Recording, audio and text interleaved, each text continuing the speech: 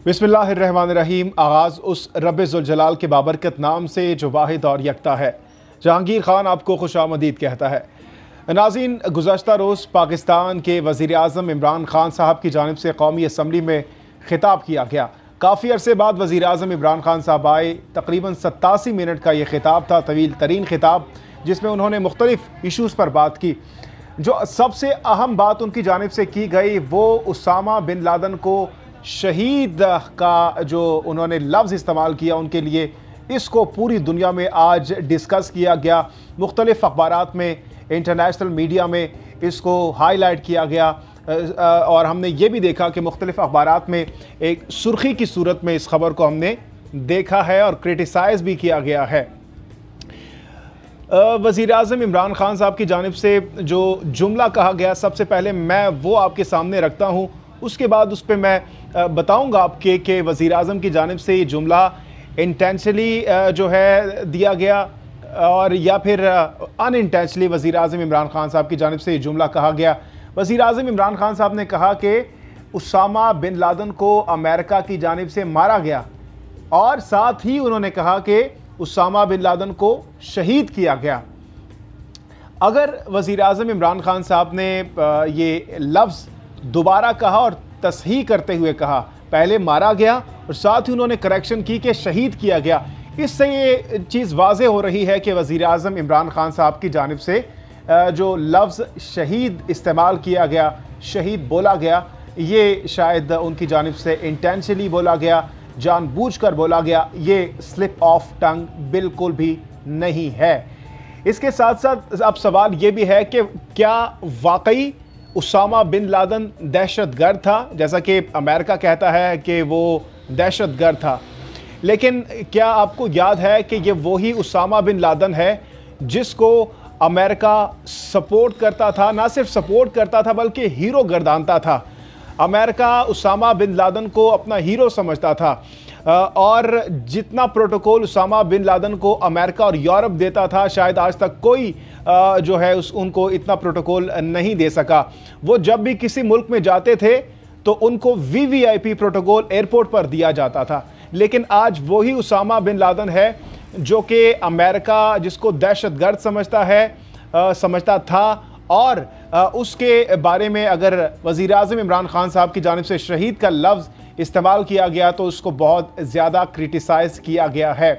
उसामा बिन Laden ये वही उसामा बिन Laden है जिसके वालिद बहुत ज़्यादा अमीर तरीन शख्सियत थे और इसके साथ साथ आपको याद होगा कि जब रशिया और अमेरिका के दरमियान ताल्लुकात कुछ ज़्यादा बेहतर नहीं थे, हालात ख़राब थे दोनों मुल्कों के बीच। और एक जो चीज़ है बहुत इम्पॉर्टेंट है, अमेरिका नाज़रीन कभी भी किसी बड़े मुल्क के साथ डायरेक्टली जंग नहीं करता, वो हमेशा से इनडायरेक्टली उनके ख़िलाफ़ प्रोपेगेंडा करता है, उनके ख़िलाफ़ मुख्तलिफ़ लोगों को यूज़ करता है और उसामा बिन लादन को भी अमेरिका ही की जानिब से रशिया के ख़िलाफ़ यूज़ किया गया।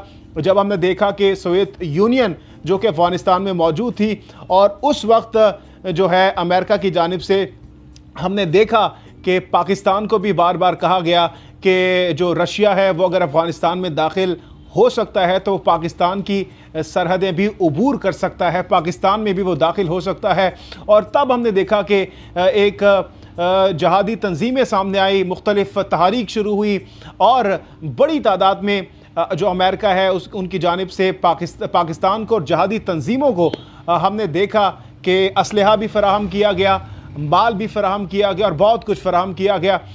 लेकिन 10 साल इस जंग के दौरान जब जो तालिबान थे, जो मुजाहिदीन थे, उनकी जानिब से कुर्बानियाँ दी गई और फ़तह हासिल की और सोवियत यूनियन को वापस जाना पड़ा, तो तब हमने देखा कि अमेरिका ने ये समझा कि शायद अब उनका जो मकसद है पूरा हो गया है। तब उन्होंने वापस उनसे मुंह मोड़ लिए और वही हीरोज़ फिर बाद में ज़ीरो बन गए।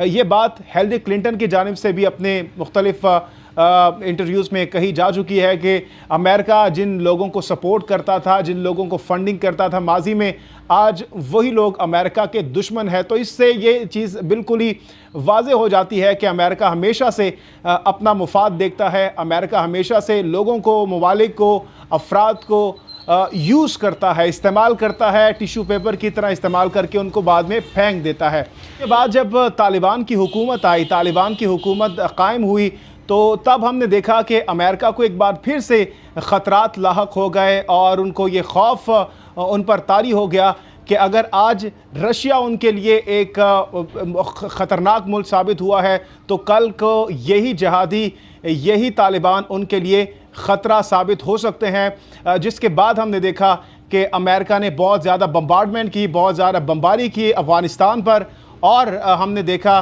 कि वहाँ पर जो है लोगों को मारा गया। उसके बाद नाज़रीन हमने ये भी देखा कि वहाँ पर 9/11 का वाक़या पेश आता है। 9/11 के बारे में बहुत सी रिपोर्ट ऐसी भी है, हमने देखी है, जिसमें ये बताया गया है कि शायद ये जानबूझकर ये अटैक किया गया।